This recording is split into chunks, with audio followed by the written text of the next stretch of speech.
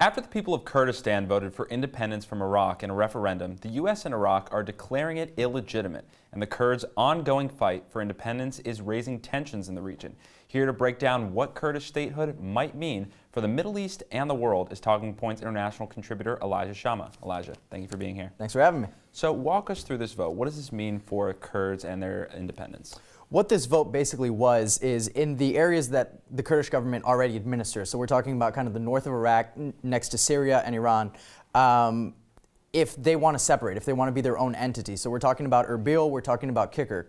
And according to them, they had about a 90% vote in favor of leaving Iraq. And that's something that Iraq really doesn't want. These are very oil-rich areas and very important parts of the country. And Iraq is very much trying to keep themselves together, especially after kind of a bruising fight with ISIS. And what can Iraq do for this situation? Well, they've already kind of started taking measures, and they've kind of escalated their rhetoric as they've gone. But so far, they've canceled all flights into Kurdish-controlled areas. So that is, the airport in Erbil is now closed. And they've started sealing off road access to also Kurdish-controlled areas. We saw the road from Mosul to Kirkuk get closed down. That's a big supply route for the city. So they're starting to try and wall off and surround them. And they haven't really said that they're going to take military action yet, but if necessary, that is an option on the table. If they're closing airports, if they're considering military action, if it's being marked as illegitimate, how is this raising tensions throughout the region, and could we see a spike?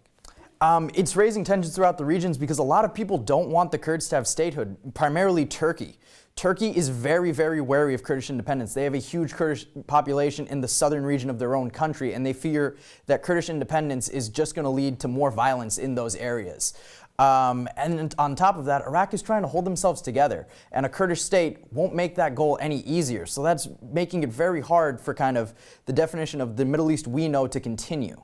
And Elijah, what's the international response been to this referendum? It's been very tepid, and that's been very disheartening to a lot of the Kurds that are already there, because these are very pro-Western people. They really like the U.S., they really like the EU, and to kind of see Secretary of State Rex Tillerson come out and say this was an illegitimate vote, and the EU to say we don't necessarily support this right now, it's very disheartening for them. They worked really hard for them. They felt like they were really good allies in the fight against ISIS. The Peshmerga was vital in taking back parts of Mosul and parts of northern Iraq, and they kind of feel like they've been left out to dry now.